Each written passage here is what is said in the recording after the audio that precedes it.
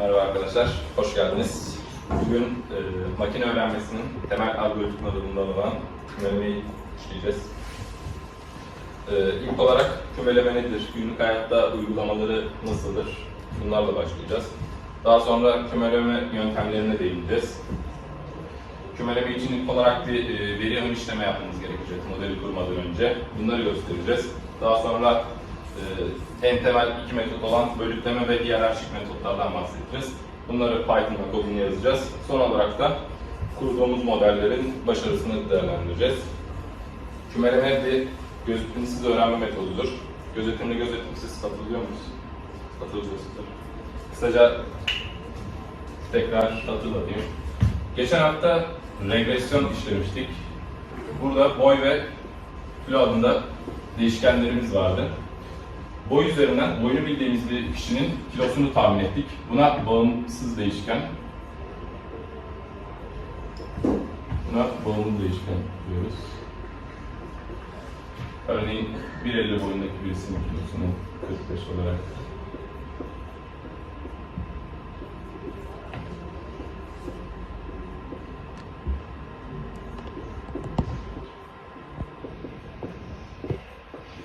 tahmin ettik.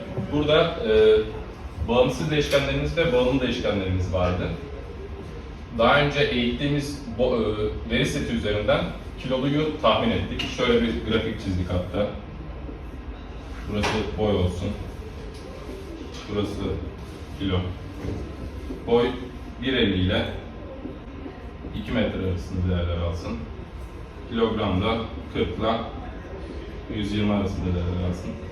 Bizim her biri bir kişiyi temsil eden noktalarımız vardı. Bu şekilde. Bir regresyon doğrusu çizmiş ve bunun yardımıyla boyunu bildiğimiz bir kişinin kilosunu tahmin etmiştik. Örneğin burası 1.75 olsun. Doğrunun kestiği yer 70 kiloysa 1.75 boyundaki bir kişinin kilosunu 70 kilo olarak tahmin etmiştik. Fakat kümeleme bir gözetimsiz öğrenme metodu. Regresyon bir gözetimli öğrenme metoduydu. Kümeleme gözetimsiz öğrenme metodu. Bağımlı değişkenimiz yok bizim. Tamamen bağımlı değişkenlerle birbirine benzeyen verileri aynı gruba alacağız. Buna da kümeleme diyeceğiz. Kümeleme algoritmaları bir kümesindeki elemanları kendi arasında gruplamaya çalışır. Bahsettik zaten. Aynı küme içindeki benzerlikler fazla. Kümeler arası benzerlikler azdır. Bunu da şöyle ifade edeceğiz. Benzerlikleri bu kursumuzda Öklit uzaklığıyla hesaplayacağız. Uzaklık olarak birbirlerine fazla olanların benzerliği azdır. Doğal olarak farklı kümede olmalılar diyeceğiz. Birbirine yakınsalar, Öklit uzaklığı azsa benzerlikleri fazla. Bu yüzden de aynı kümede olmalılar diyeceğiz. Amacımız kümelemede küme içi uzaklıkları minimum, kümeler arası uzaklıkları maksimum yapacak. Aksi halde zaten aynı küme içindeki uzaklıklar fazlaysa bu kümenin uyumlu bir küme olmadığını gösterir. Veya kümeler birbirine yakınsa, yani şuralarda da değerler varsa bu iki kümenin aslında bir küme olması gerektiğini gösterir. Günlük hayattan birkaç uygulamadan bahsedelim. Örneğin bir Turkcell'de çalışan olduğumuzu düşünelim. Bizim elimizde insanların internet kullanımı, dakika kullanımı, SMS kullanımı gibi bilgiler var. Bunları kullanarak farklı kümeler oluşturacağız. Örneğin Turkcell için 20 farklı tarife oluşturacağız. Bu tarifelerin her birinin bir kümesi olacak. Küme özelliklerine bakacağız. Küme özelliklerine atıyorum bir küme oluşturduk. Bu oluşturduğumuz kümede 18-25 yaş altında üniversite öğrencilerinden oluşuyor diyelim ki. Bunların ortalama internet kullanımı 20 GB, dakika kullanımı 500 dakika olsun. Buna dair bir reklam stratejisi düzenleyebiliriz örneğin. Bu bahsettiğimiz kişiler üniversite öğrencileri ise gidip üniversiteye bunun ürettiğimiz tarifenin reklamını yapabiliriz. Üniversiteye yakın billboardlara ürettiğimiz tarifelerin tekrar reklamını yapabiliriz. Kümeleme yöntemleri daha fazla metoda ayrılıyor aslında ama bugün iki temel metot olan hiyerarşik ve bölütleme metotlarından bahsedeceğiz. Bu iki metot arasındaki en temel fark hiyerarşikte kümelemeye başlamadan önce herhangi bir küme sayısı belirlemiyoruz. Kendisi üretiyor. Kendisi üretmiyor daha doğrusu. En son dendrogram çizdirip biz karar veriyoruz. Bölükleme metotlarında hiperparametre olarak modele en başta kaç küme olması gerektiğini biz söylüyoruz. Hatta buradaki K da küme sayısından geliyor. Hiyerarşikler de kendi içinde ikiye ayrılıyor. Aglomeratif ve divizif, birleştirici ve bölücü olarak. Modele başlamadan önce bazı manipülasyon işlemleri yapmamız gerekiyor veri üzerinde. Ön işlememiz gerekiyor. Kümeleme için öklit uzaklığını kullanacağımızı söylemiştik. Kategorik verileri sayısal hale getireceğiz. Şeyi de tekrar hatırlatayım. Kategorik ve sayısal verileri.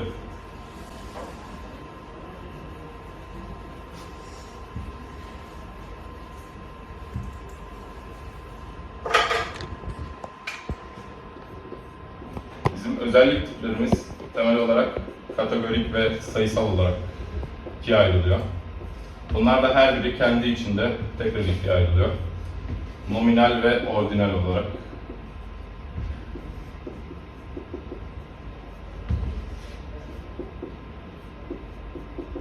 Sayısal veri tipleri ise interval ve ratio olarak. Nominal veri tipleri bizim aralarında hiyerarşik bir ilişki kuramadığımız veri tipleri. Örneğin göz rengi gibi.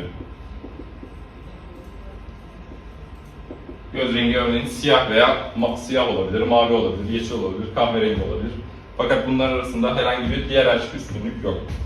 Ordinal ise iyi, kötü, orta gibi bizim söz olarak ifade ettiğimiz, sıralayabildiğimiz fakat sayısal değerler vermediğimiz veriler için geçerli. Bu arada nominal için yapabileceğimiz iki tip işlem var. Eşittir veya eşit değildir. Siyah göz rengi, siyah göz rengine eşittir. Siyah göz rengi, mavi göz rengine eşit değildir gibi. Ordinal için küçüktür ve büyüktür gibi işaretleri kullanabiliriz. İyi büyüktür, orta büyüktür, kötü şeklinde.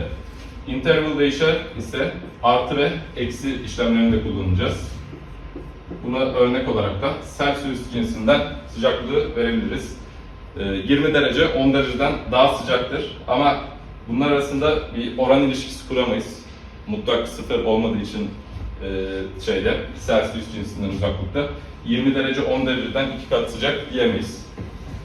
Ratio için bir örnek verecek olursak da boy. Bunda da bölme ve çarpma işlemlerini uygulayabiliriz. Sağa doğru gittikçe bunun için kullandığımız tüm özellikleri bunun için de kullanabiliriz. Yani burada bizim tüm özellikleri kullanabileceğimiz veri tipi ratio, sonra interval şeklinde. Yani interval'da büyük ve küçüktür şeklinde kullanabiliriz.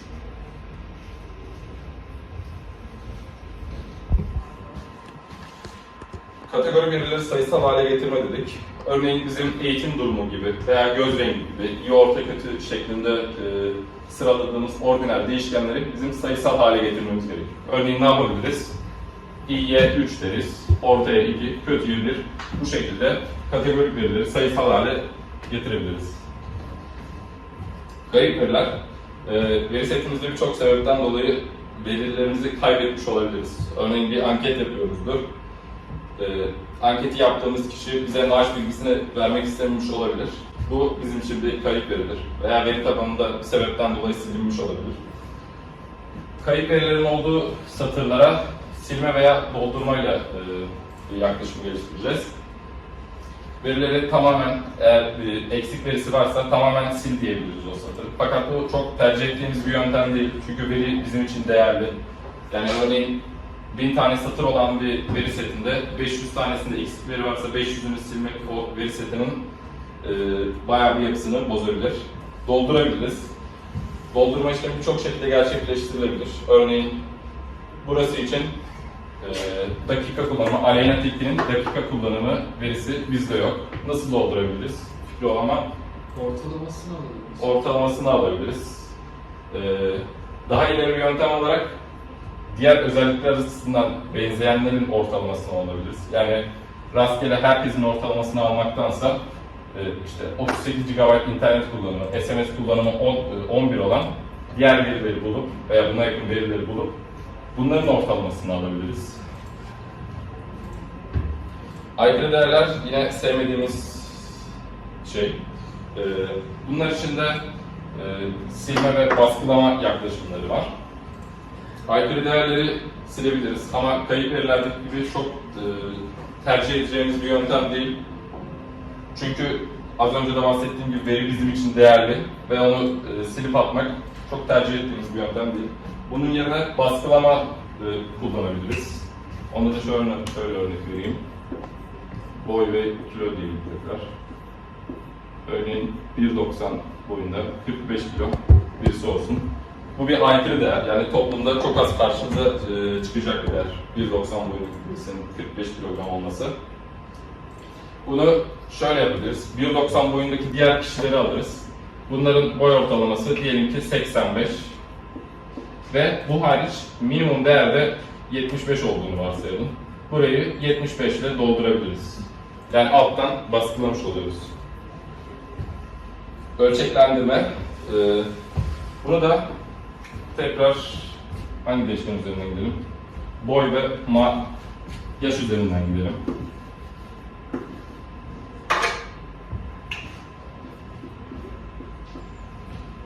Boy değerimiz 1.5 ve 1.9 arasında değerler alsın. Yaş değişkenimiz 18 ve 90 arasında değişkenler alsın. Öklit uzaklığını kullanacağımızı söylemiştik. Eğer hiçbir normalizasyon işlemi yapmadan direkt bu şekilde öklit uzaklığını alırsak nasıl bir sıkıntı oluşacak? Şöyle. Aralık çok geniş, yaş aralığı çok geniş olduğu için sıkıntı yaşanıyor. Aynen. 18-90. Aynen. Burada gördüğünüz gibi kaç katlık bir fark var? 1.3 gibi bir fark var galiba. Burada 5 katlık bir fark var. Eğer hiçbir ön işlem, veri ön işleme adımı yapmadan direkt öklit uzaklığına göre bunu sıralarsak burada çok yaş baskın şekilde bir kümeleme kullanmış oluruz. Çünkü burada 5 katlık bir fark var, burada 1.3 katlık bir fark var. Burada şöyle yapacağız. Boyu 1.5 metre olana 0, 1.9 olana 100 diyeceğiz. Burası için de 0 ve 100 diyeceğiz ve arasındaki değerleri buna göre ölçeklendiririz. Örneğin burada 1.7 varsa buna 50 diyeceğiz. Bunun ortalaması 54 ise buna 50 diyeceğiz. Yani yapı olarak birbirlerine yaklaştıracağız. Her iki değişkeni de 0 ile 100 arasında ölçeklendireceğiz. Burada az önce bahsettiğim örnekler var. Bu veri setimiz için bir kategorik değişken yok. Ama öğrenim durumu gibi bir kategorik değişken olsaydı bunu sayısal hale getirmemiz gerekiyordu. Peki öğrenim durumunda label encoder kullanabilir miyiz? Yani 1, 2, 3, 4 diye sıralama yapabilir miyiz? Kullanabiliriz. Şöyle de yapabiliriz. Bu işin yani arasındaki bağlantıdan eminsek bir uzmanı var diyebilmek için öğrenim durumunda işte yüksek öğretim mezunlarından farklı bir katsayı, orta öğretim mezunlarından farklı bir katsayı, ilk öğretim mezunlarından farklı bir katsayı. Eğer bu ilişkiyi çıkartabiliyorsak bu şekilde bir katsayı uygulayabiliriz. Kayıp veriler demiştik. Burada gördüğünüz gibi bazı kayıp veriler var. Az önce bahsettiğimiz şekilde doldurulması gerekiyor bunların. Aykırı değerler. Burada aslında 8 satır var. Bu 8 satıra bakarak direkt birisi aykırı değer demek çok doğru değil. Çünkü mesela Turkcell'den bahsetmiştik. Burada milyonlarca satır olacak bizim önümüzde. O şekilde baktığımızda aykırı değer analizi için daha sağlıklı bir veri elde etmiş oluruz. Burada örneğin mesela şurası aykırı değer gibi duruyor. Fakat sadece bu 8 veriye bakarak bu aykırı değerdir demek çok doğru değil. Ölçeklendirmeden bahsettik. İlk metodumuz olan bölütleme metotları. Az önce de bahsettiğim gibi algoritma ilk olarak K küme sayısını vermemiz gerekiyor. Tüm işlemler bunun üzerine yapıyor. K sayısı kadar rastgele olarak geçici küme merkezi seçiyoruz. Her nesne kendisine en yakın geçici küme merkezine atanıyor. Geçici küme merkezlerinin yeri işaretlenen kendi nesnelerinin merkezine taşınıyor. Bu işlem küme merkezleri değişmeyinceye kadar devam ediyor. Bu şekilde çok anlaşılmamış olabilir. Bu şekilde üzerinden daha iyi anlaşılır. Bizim şu şekilde bir veri setimiz varmış. Tamamen rastgele olarak 3 tane nokta işaretlemişiz. Ve her nesneyi bulunduğu en yakın geçici küme merkezine, şunlara geçici küme merkezi diyoruz, göre boyamışız. Örneğin bunun en yakın olduğu yer burası, bunun en yakın olduğu yer burası, bunun burası, bunun burası gibi boyamışız. Fakat şu an çok mantıklı bir kümeleme şekli gibi gözükmüyor. Sonra küme merkezlerini boyadıklarımıza göre boyadıklarımızın merkezine taşımışız. Bunu buradan buraya taşımışız. Maviyi aynı şekilde buradan buraya taşımışız. Ve bu adımı sürekli devam ettirmişiz. Birkaç iterasyon sonra gördüğünüz gibi doğru bir şekilde kümelenmiş. Bununla ilgili bir animasyon var. Aslında en başta burada gördüğünüz çok kötü bir yerden başlattık. Yani hiç küme merkeziyle alakası yok. Ama birkaç adım sonra hepsi doğru küme merkezine yerleşti. Tek hızlı. Mavi ilk olarak buraya gidecek. Kırmızı. Yavaş yavaş yeşiller oluşmaya başlayacak alt tarafta. Bir soru sorabilir miyim? Nereye kadar devam ediyor hareket etmeye? Hareket etmeye. Yani şimdi değişiyor ya noktalar. Aynen. Nerede duracağını nerede kadar? Şöyle. Hepsi için baktık. Bunun en yakın olduğu yer burası. Burası, burası, burası. Şuradan göstereyim o son adım. Baktık en yakın burası, burası. Neden devam etmeye karar verdik? Çünkü buranın küme merkezi değişti. Yani şöyle bir şey yaptık. Buradan bu adıma geçtik. Küme merkezi burası mı baktık? Değilmiş. Küme merkezini biraz daha sol aşağıya kaydırdık. Anladım. Tamam. Aynı şekilde devam ettik. Geçici küme merkezi değişmemeye başladıysa bu bizim ideal kümelememiz oluyor. Burada da başka bir animasyon var. En başta başlıyor. Yavaş yavaş oturmaya başlıyor. Peki K küme sayısına nasıl karar vereceğiz? Bunun için Erdoğan dirsek denen bir metot var. Bu örneğin 3 tane küme merkezi olmasına karar vermişiz. X ekseni küme sayısını veriliyor. Burası da ortalama uzaklık diyelim. Bizim şu şekilde verilerimiz olsun.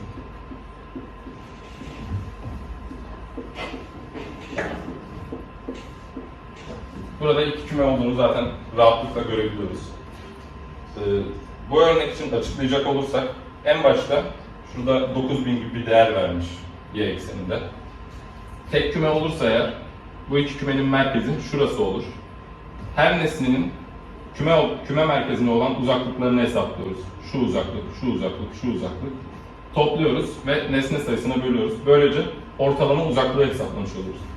Buradaki y ekseni de bu değeri ifade ediyor. Örneğin burası bittikten sonra 1'i hesapladık. 2'ye geçtik. Burası ve burası oldu küme merkezi. Tekrar hesapladık.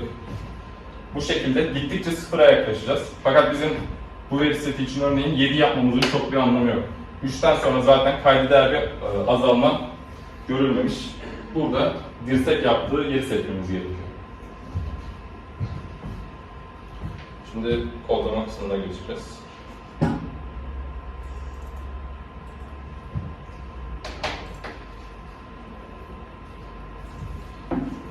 İlk olarak kullanacağımız kütüphaneleri yükleyeceğiz.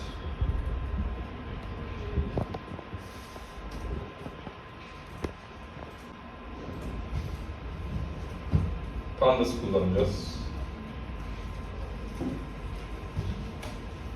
Pandas'ı sütun sayısını seçmek için kullanacağız. Verileri görselleştirmek içinse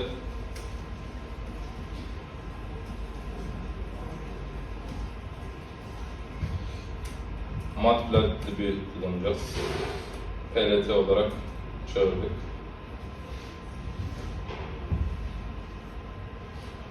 Daha sonra veri setinin yüklenmesi kısmı var.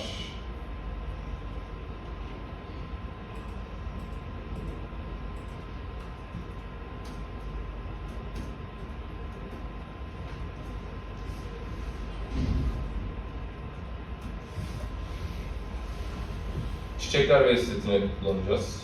Çiçekler eşittir bildiği nokta read CSV.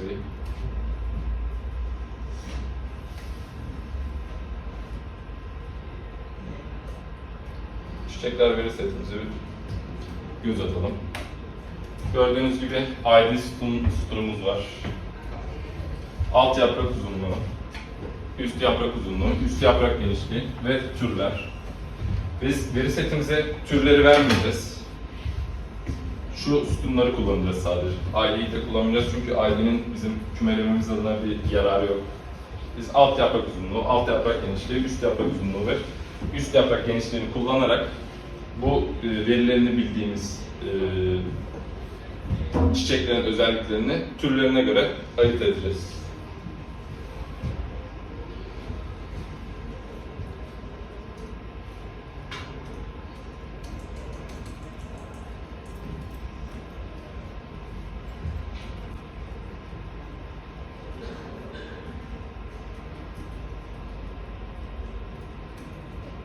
Bunun için tüm satırlarımızı kullanacağız. Sütun olaraksa sıfırdan başlıyoruz bildiğiniz gibi. Birden 5. sütuna kadar 1, 2, 3, 4 bunları kullanacağız.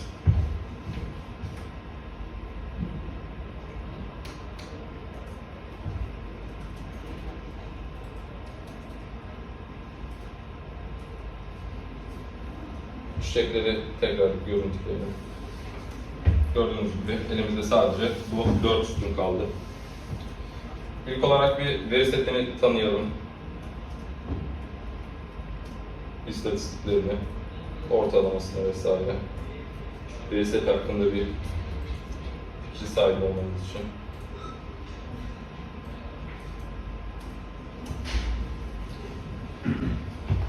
Transpozunu alalım. Gördüğünüz gibi alt yaprak uzunluğunun ortalaması 5.89, standart sapması 0.82, minimumu 4.3, maksimumu 7.9 gibi özellikler var. Şimdi ön işleme basamağına geçiyoruz.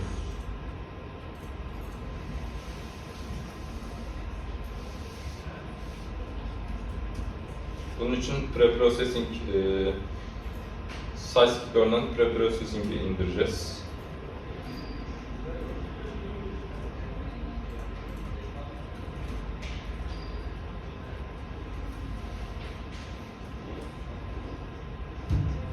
Aralık adlı bir değişken tanımlayacağız.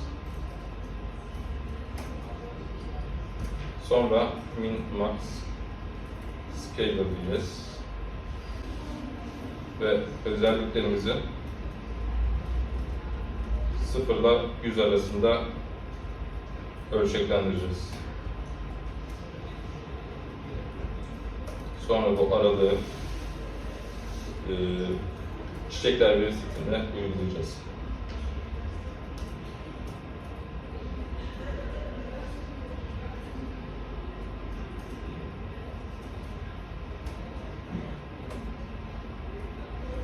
Gördüğünüz gibi 4 sütunumuz vardı yukarıda. 4 sütunun her birisini 0 ile 100 arasında ölçeklendirdik. Şuradan ilk 10 satıra bakalım. Bu şekilde veri ön işleme adımını da bitirmiş olduk. Şimdi geldik kümeleme kısmına.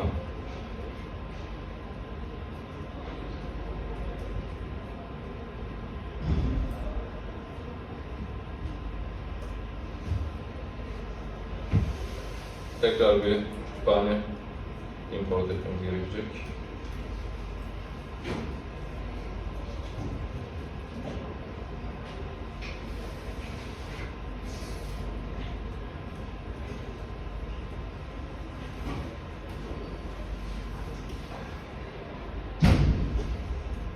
Kamins adlı bir değişken oluşturacağız. Buna Kamins'i uygulayacağız. Burada en altta clusters diye bir özelliğimiz olacak. Bu en başta bahsettiğimiz, ayırmak istediğimiz küme sayısı. 3 olarak gireceğiz. Daha sonra Kamins alt dire uygulanan adında bir değişken tanımlayacağız. K-Means'i buna fit edeceğiz, uyduracağız yani. Çiçekler veri seti.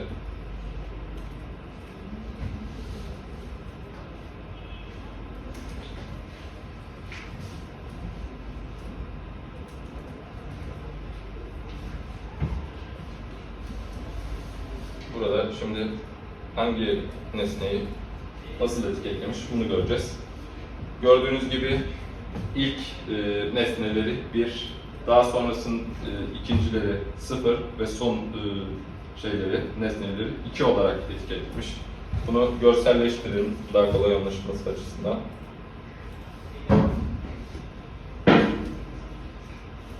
Cümlelerin görselleştirilmesi.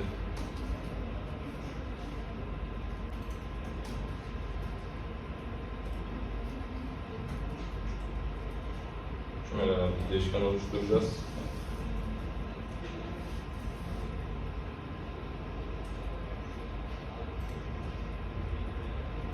Etiketleri buraya vereceğiz ve son olarak bir scatter plot oluşturacağız.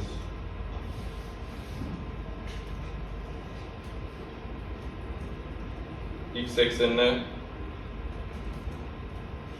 ilk sütunumuzu, tüm satırlar ve sıfırıncı sütun olarak vereceğiz. Daha sonra Y sütununa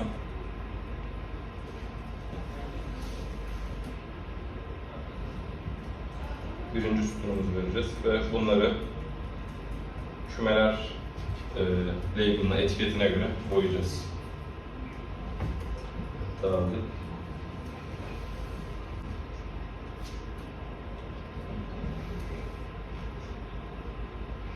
XY'nin aynı boyutta olması gerekiyor sanırım.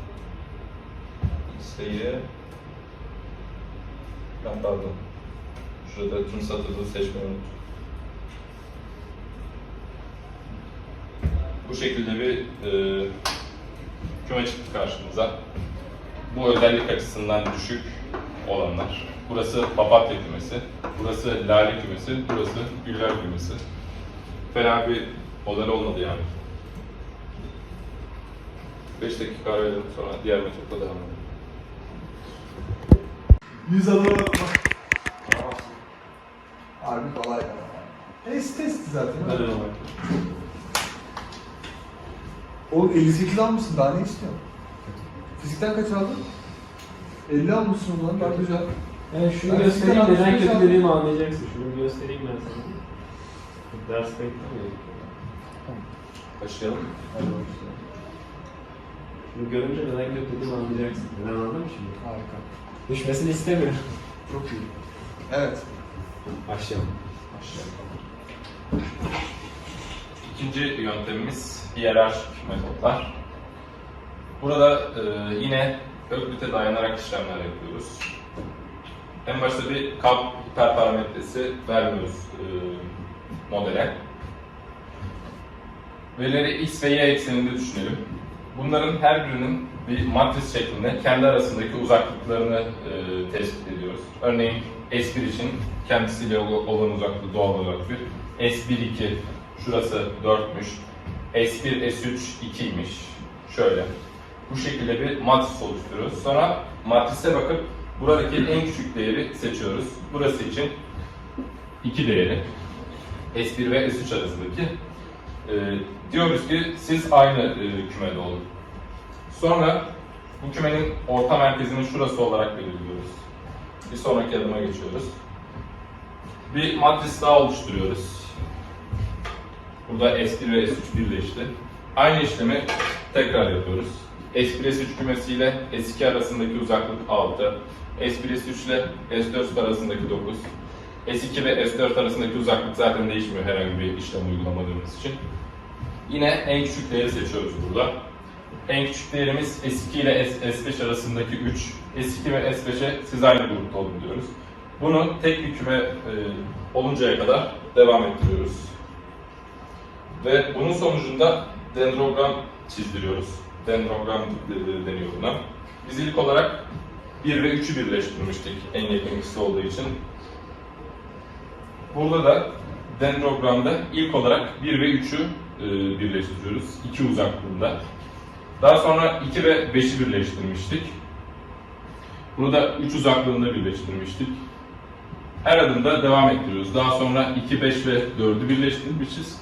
Sonra 2, 5, 4 ve 1, 3'ü birleştirmişiz. Son olarak 6'yı bunlara dahil etmişiz. Buradan küme sayısına karar verebiliriz. Şuradan bakınca kaç gibi duruyor küme sayısı? Kaç yapmamız mantıklı olur? 4 mü? Aynen. 4 mantıklı. Çünkü uzaklığın en hızlı artış, sıçrama yaptığı yer burası. Örneğin burada 2 yaparsak çok mantıksız olur. Çünkü zaten hemen altından tekrar kümelediğimizde çok büyük bir ilerleme kaydediyoruz. 4 mantıklı olacaktır yani. Python kısmına geçeceğiz. Şu son slide, bunu anlatayım, sonra Python'ı yapalım, bitirelim. Bir model kurduğumuzu düşünelim. Kümelememizi yaptık. Peki bunun başarılı olup olmadığını neye göre değerlendireceğiz? Silüet katsayısına göre.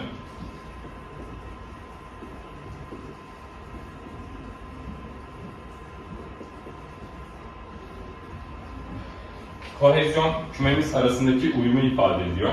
Separation iki küme arasındaki ayrımı. Burada şu uzaklıkların her birine A diyoruz. Küme içindeki A, A1, A2 şeklinde. Bunun ortalamasını alıyoruz. Bu bizim A değerimizi veriyor. Daha sonra kümenin uzaklığını alıyoruz. Diğer kümeyle olan uzaklıklarını alıyoruz. Bunların her biri bir B değeri. Şu. Böyle bir sürü noktamız var, uzaklığımız var. Bunların ortalamasını alıyoruz. B eksi A, payda kısmına takılmanın B eksi A değerimiz çıkıyor. S eksi 1 ve 1 arasında değerler alıyor. Sizce bu değerin eksi 1'e mi yakın olması daha iyidir, 1'e mi yakın olması? B, kümeler arasındaki uzaklık, A, küme içindeki uzaklık. Bizim amacımız B'nin büyük, A'nın küçük olması. Yani 1 ise ideal kümeyi oluşturmuş oluyoruz. Zaten bu değer eksi 1 ise bunu her nesne için tekrar ediyoruz. Eksili bir değerse nesnenin yanlış kümede olduğu anlamına geliyor bu. Çünkü şöyle olmuş oluyor. Eksili ise A B'den büyük. Yani bir küme oluşturmuşuz. Kümenin nesnenin kendi bulunduğu kümeye olan uzaklığı diğer nesneye olan uzaklığından daha büyük. Yani bu diğer kümede olması gerektiği anlamına geliyor. Şimdi Python kısmına tekrar geçelim.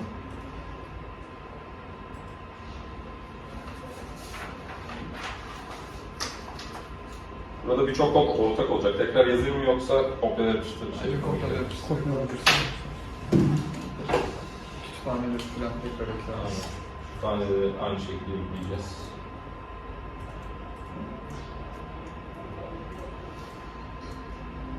Veri setini yükleyeceğiz.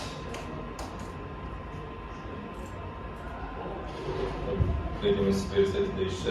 Burada penguenler veri setini kullanacağız.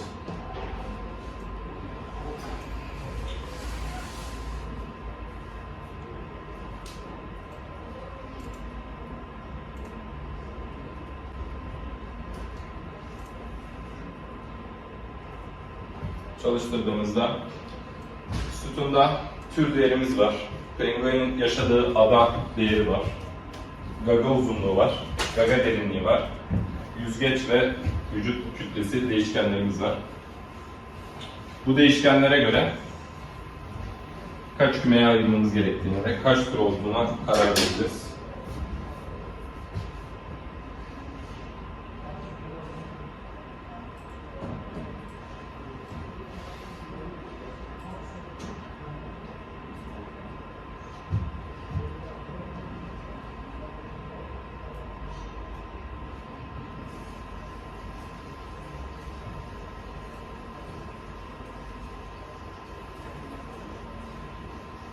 Burada ikinci sütundan başlayıp 6. sütuna kadar devam edeceğiz. Bu şekilde. Burada gördüğünüz gibi bazı eksik değerler var bu veri seti için. Bunları sileceğiz.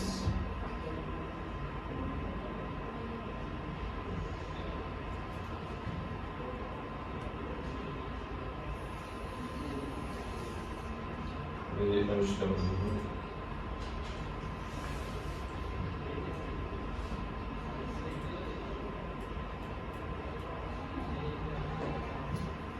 Aynı şekilde pre-processing kullanacağız.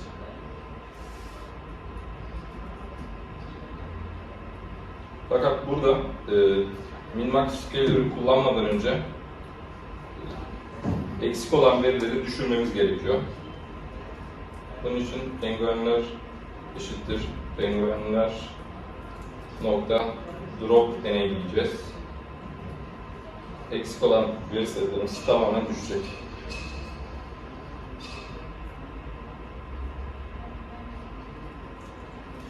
Gördüğünüz gibi.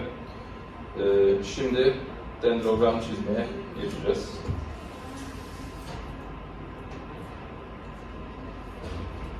Buradaki kolları farklı boyuttan baştan yazalım.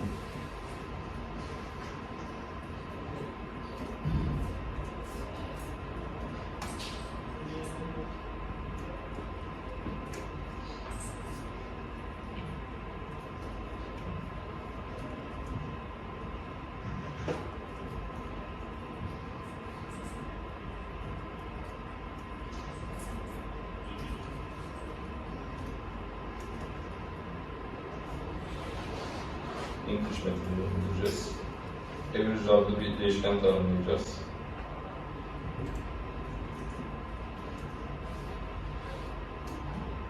Burada penguenler veri setini kullan ve average metoduna göre uzaklıkları hesapla diyeceğiz. Daha sonra bir şey daha indirmemiz gerekiyor. SciPy nokta cluster nokta hiyerarşi import dendrogram diyeceğiz ve bu dendrogramı average'e göre çizdireceğiz.